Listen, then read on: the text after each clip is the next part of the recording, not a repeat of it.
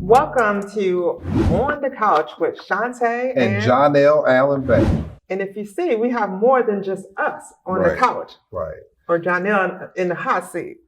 Men are in the hot seat today. Yeah. So we're going to talk about some issues that affect our people, as men, Right. as men of hue. I'm looking around me. I see beautiful men. I see strength. I see courage.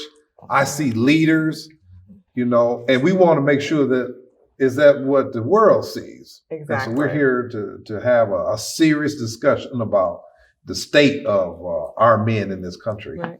And you'll also hear from our audience members who have questions. So we'll be relaying the questions to the men on the couch around us. And the state of our country today, it's important to hear our Black men, their voices. Absolutely.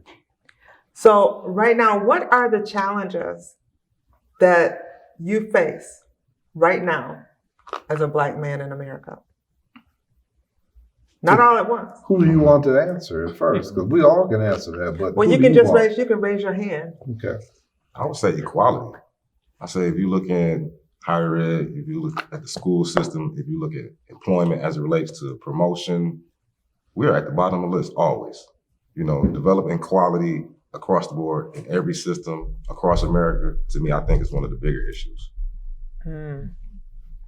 I would definitely say expectations that we set on ourselves. Oftentimes, I'm not just only returning citizen in the room, I'm only Black person in the room. So I'm in a lot of different associations, the top CEO network in the world, the top mastermind in the world, the top universities. And there's just not a lot of Black people there. I used to think because they wouldn't let us in. It was like this stigma of you can't come in because you're Black, or you can't come in because you've been to prison, but I'm in the room and I'm both of those things. And I've come to find out since I've been in these rooms, people just stop preparing themselves or making themselves available to go to these rooms. Now, of course, it's not as easy said as done, but you have to aspire to. Right. And if I can get in these rooms with a GED and 14 years in the penitentiary, then do the business with states and federal governments and agencies, then that means other people can do it. So we need to aspire and have higher expectations that we can actually sit at those tables. Do you think we have to change our perception? Because most times, if you're the only one in the room, there's an uncomfortable feeling that's there. And I can't say for all people, but for most, to where it feels like you have to be the voice for everyone. And there's a frustration that I understand for some, as far as having to be the voice for everyone. Is that your experience? I am. And when I'm in the room, I speak for Black people. I speak on behalf of not so much your story or his story, but I set the standard because I might be the only Black person they meet.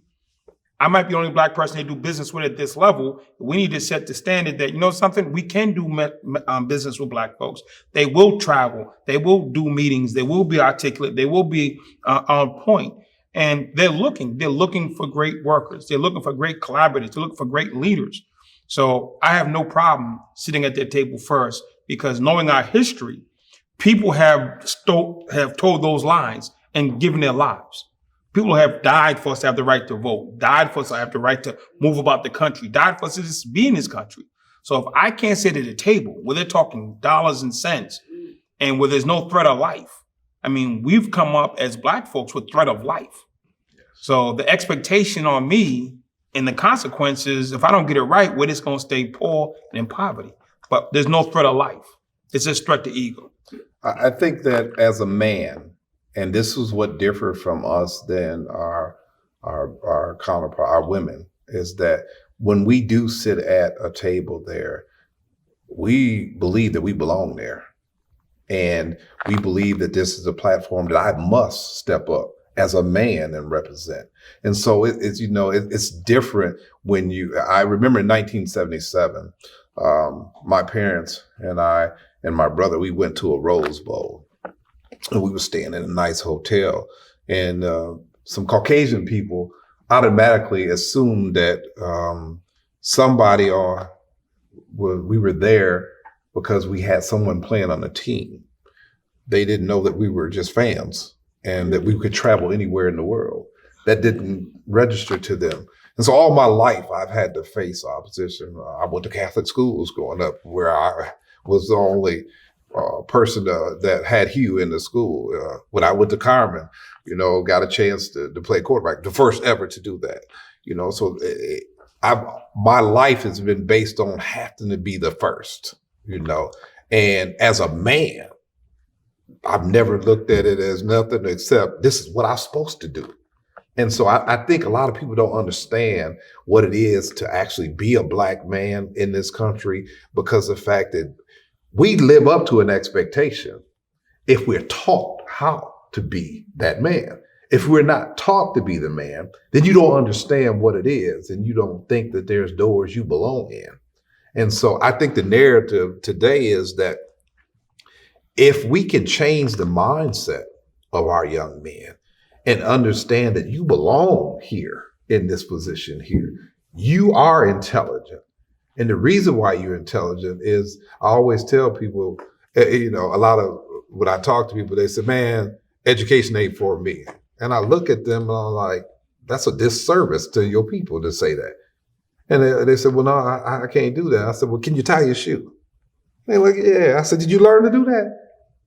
And they're like, yeah. I said, well, then you limited yourself, because there's nothing impossible that you can't do. If you can tie your shoe, then you can master any classroom.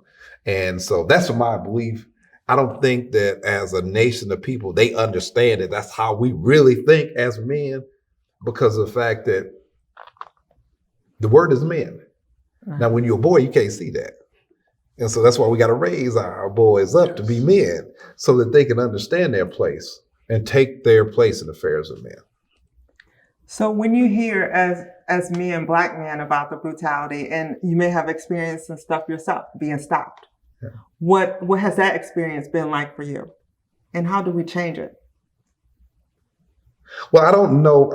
No one said anything, so I might have to step up, because ain't nobody said nothing. You gotta give them a chance. But y'all got to step up. You supposed to really say something when they said that. I can't believe you didn't. I mean, as a Black woman, I've been stopped by the police. So I'm sure for something that was crazy, maybe your tires were low and I'm stopping you. Right. Well, I can say this. I know that dealing with like law enforcement, being a Black man, our experiences are different due to the fact of the perception that they see when they stop us. The community I live in East Lansing, the interaction with the officers there, I've noticed how as soon as they approach the car, they visual is everything first. So like for myself, I'm an older gentleman, clean cut, well-spoken. So my interaction with him is going to be a little different. Even if he's coming with the mindset of being aggressive toward me, I know how to defuse and de-escalate being around the criminal justice system so long. Yeah, right. So I wish we could instill this in our younger brothers, because sometimes they don't understand that just the odor of marijuana in the car, for instance, although it's legal, that's a sign that gives them the right from the onset to tear the vehicle apart. So, and then the interaction with the attitude, like attitude is everything. I'm real humble. I'm like, yes, officer, can I help you? I also know my rights too. That's There's right. certain things we're not going to do. We're not going to let this happen. So I think education is important. Absolutely. And I know that as long as the direction that we take moving forward with law enforcement, letting them know that we know our rights, as long as we let them know that, I think moving forward, we're going to be in a good place. To piggyback on what Rob said, I grew up in Detroit on the west side on Euclid.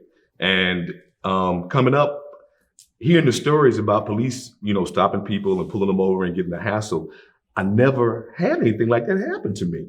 I don't know if it was because I always said like he did, yes, sir, officer, no, sir, officer, but I never had experienced anything like that. So when I first started hearing stories from other friends of mine that were pulled over and they were giving me the horror stories about the police, I really felt for them, because I didn't know that that kind of stuff was actually going on. I think a lot of people don't know that it's going on. Yeah. Omar, talk to us, man. Oh, it's most definitely going on, because I'm from the tail end of it. I've been beat by the police. I've had a cousin be murdered by the police. So, for me, my interaction is fear every time I'm being pulled over or any kind of interaction with the law. So it's a fear vibe that reciprocates both ways, because I know they're scared of me and I'm scared of them. So you have to navigate that. and handle that situation delicately. Excuse me, I got a Right. chest cold. So That's y'all gotta okay. forgive me. I'm trying not to cough. But you got to handle that situation real delicate because it's a touchy situation. And I've just grown, like my man said, grown to learn how to talk with them, interact with them, and diffuse the situation so that you don't, get yourself in any trouble with the law and police and everything. So I just try to, walk that fine line so they don't be threatened by me and I don't perceive them as a threat. Reg, what you see? Say that again. Reggie, what you see? Your lifestyle different. How do you see this, man? Well, I have to agree, associate with my friend here. It never happened to me.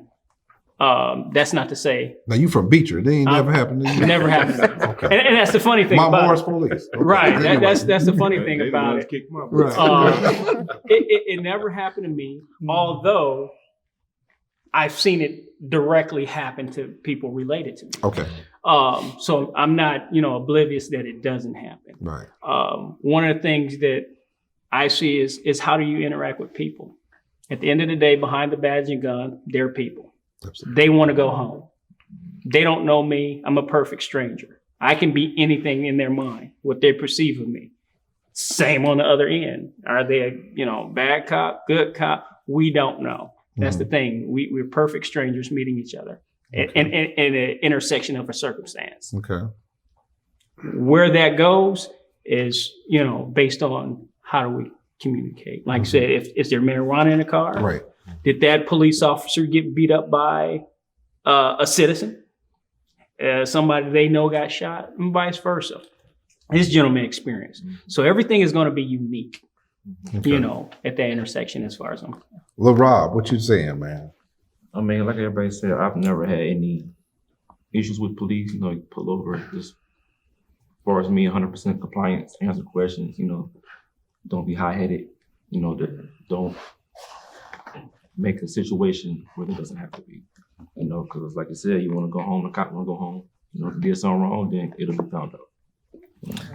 So I like what each one of our people here, they've said something that's important because there's certain things instilled in us as Black people, okay, that we have to be humble. We have to treat people a certain way. This is what's instilled in us, right? Yes, it is. Right. So this is all we know as a young man, and my dad taught me proper ways of handling authority.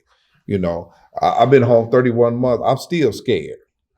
I'm just being honest with you. I live in fear, and I got a badge. So when I can flash my badge, but I'm still afraid because of the fact that I've been traumatized by other stories, by people who look like me, people who are experience what I am in this country. So it makes me see things different. Andre, how do you perceive this here? I give my greatest motivational speeches when I get pulled over. That's right. Listen, Right. you might pay me 10 racks to get on stage at a corporation. Right. My greatest speeches are when I get pulled over. Yeah. I mean, the reality is I've never been pulled over and beaten, all the rest of that type Right. of stuff, but I understand the reality and the possibility. Yeah. So the possibility is there. Mhm. Is they can do the percentages. I say there's a chance if this goes wrong, I end up dead. Absolutely. So when I get pulled, I've been speeding. I got pulled over generally for stuff that I've done. It's not why I got pulled over. Once I'm physically pulled over, my mind goes into how do I survive this? That's right. The encounter. How do I survive? encounter? How do I pull off from this?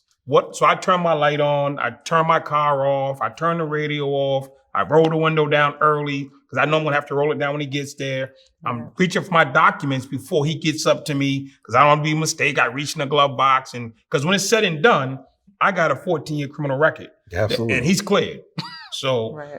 I'm doing all the things on the front end to help when he gets to the car. And again, I speak clearly, I'm articulate, I don't have no rap music playing, and I'm trying to get through this. I'm not trying to be right, I'm trying to be alive. But isn't there something wrong with the fact that we have to say that we have to try to survive a traffic stop? And that's Yes. the story. That's our story. And that's why I alluded to that this is something we have to be taught, right? We have to be taught because there's other people, they don't have to be taught. If they stop, they okay, And in my life, I've always been big. So being big and being in the skin that I am, people are automatically intimidated by that. I'm Yes. 6'4", 260 pounds. So automatically I got to make sure that I make myself smaller. So that means I got to diffuse you. I have to talk with intelligence. I have to speak at a level where you don't think it's aggressive, that you think that I'm humble, and that you think that he's articulate. So this is what I had to do to survive, because the fact, if I just jump out the car, well, he ain't gonna give me the benefit of the doubt No. at all. You know, as a brother, you ain't giving me no benefit of the doubt. I used to do that. Right. I used to do that when they pulled me over. I used to get angry and I'd get out to intimidate them. Right. Before it was like But the killings. YouTube, yeah, Right, before right, the killings. Right. Right. I don't do that no more. Right. And so this is what we have to live with, you know, every day of our lives. And then there's a misconception about us that we need to clear. We're not lazy, right? No. We're not looking for nobody to take care of us. We're men. We're going to take care of our business if we're allowed to take care of our business. So many of our brothers out here, they don't get the opportunity, you know. And I be on their head because I've been out here 31 months. If I can do it, anybody can do it. You can make it out here. Seriously, you know. And it's about drive, right? And that there. I read something. I want y'all to respond to this here. It says that men work hard to give their woman something great. Women work hard to take care of themselves.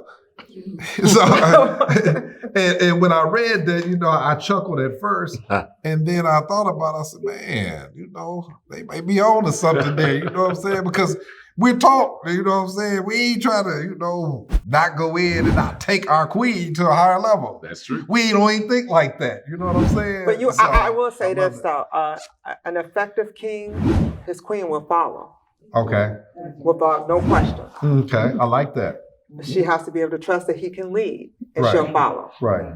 And I would counter about there's outside forces have conditioned our women to believe that he can't show me nothing because of the fact that I don't like how he do what he do. Okay. And so we have to be careful about the narrative that's coming outside that's driving our culture. No, I want us to define if that's how our sisters feel, then I'm with it. But when there's somebody else whispering in her ear where she been thinking, okay, well, this is what he's supposed to do. No, you got to do what works for you in your home. I can't dictate to nobody how to do theirs, right? And if that's the way you feel that your man can't lead in the right direction, then you need to get rid of him. But if you seeing the effort that's put there and you see dude trying to track and get things right, and you can't get on board because you listening to somebody else telling you something, that he should have brought me these red bottles. He could have, or he brought you some pig licks. You know, that's the difference.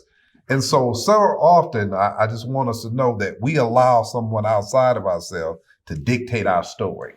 And I think sometimes that's a stressor that our culture will have to deal with, because there's a lot of stressors. Okay. There's the stress of the inequality, of going to work knowing that you can't get a promotion because of the color of your skin, or it happens.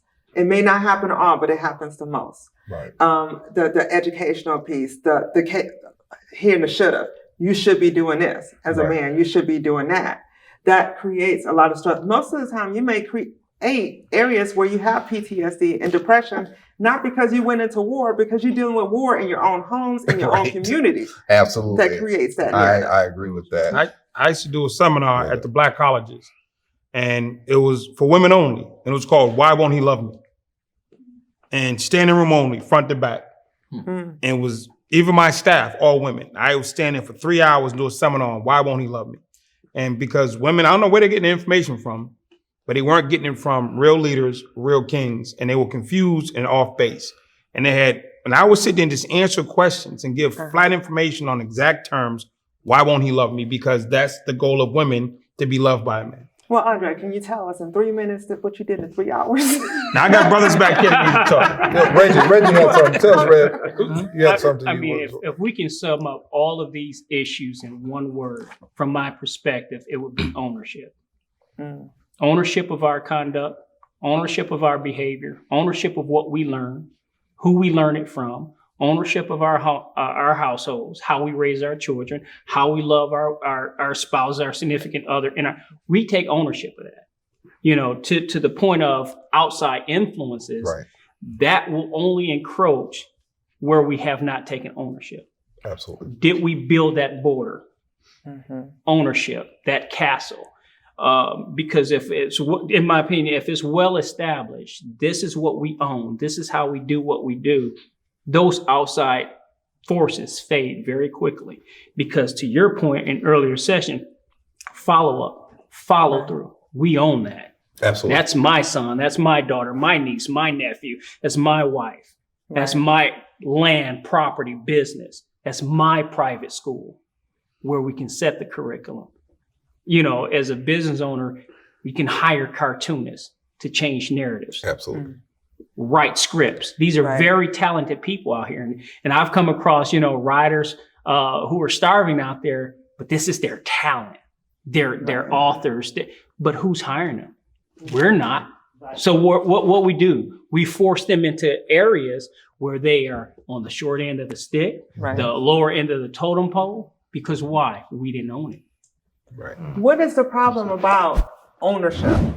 Because we see it all the time where some men, and I'll say the majority, well, I won't say majority, some of them aren't doing what they need to do as fathers, as sons, as brothers.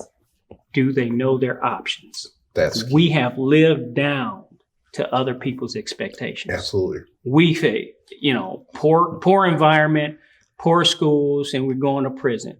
Those are the three choices we've been given. But what's been invisible are the 2,000 choices that we could have chose. But we're focused, highlighted, and put in neon lights. These are your three options. If we dispel that, get rid of that, and bring in, and that's why men who are older gentlemen and go through various experiences, and I think it was you, collaboration. Right. I don't know his story. Why shouldn't I listen to it? You know what I mean? Right. But again, owning this relationship, owning our community, That's a you good know, point. we have to bring these things to the forefront. I also think that understanding is really key to this, because I think that it starts in the school, right? I think we should teach them true history in the school. They have to understand where this started at. And it started back during slavery, how the woman was turned against the man. Mm-hmm. And this has just been perpetuated for hundreds of years. So this condition exists for a reason. So we need to educate our young and let them know early on why or what happened. And that way, at least they'll have a jump start. Like we find out about this stuff later on in life when we're like in our 20s, when we go to college. Or maybe you don't learn about it in high school. Definitely not. They don't teach anything in high school. But sometimes you have to wonder, well, why is this condition like this? Well, and Black history is American history, so everybody in America should learn it.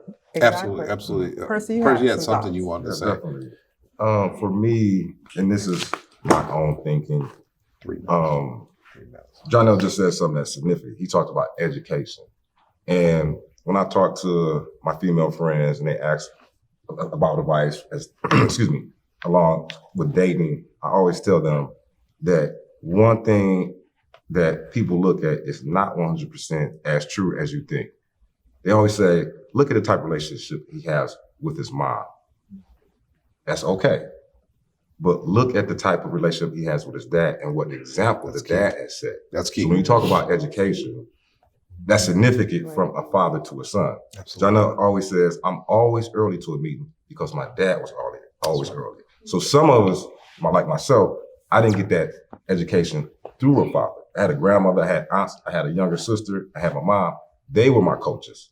Mm-hmm. They told me, look, you're the man in the house. Open the door, do this, do that. But it would have been a lot different coming from a man because I could have seen it in action as well as heard it. So I think that's a big piece that's missing for a lot of men. And I want to, in the last few minutes, one of the key components to me surviving and being able to navigate through 29 years, because I'm not the toughest dude in the world, right? It's what I was raised by a man.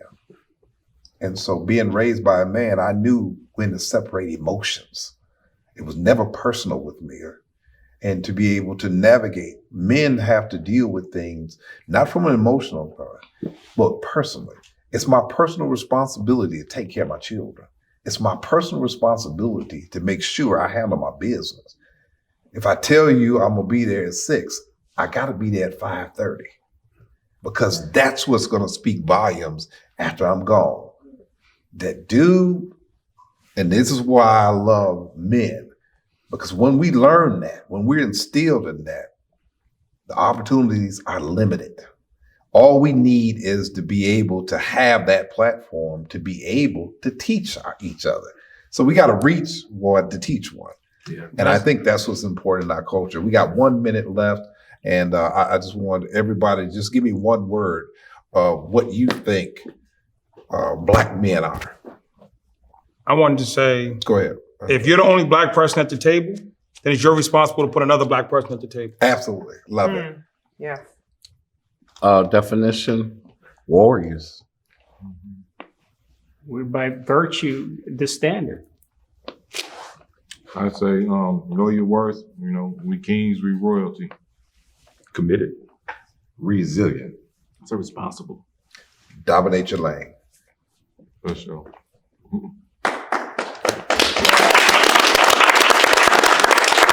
So thank you for another season Yes. 2. Can you Yes. believe it? That's awesome. It's awesome. Wow. Thank you. Until next time, America. Peace.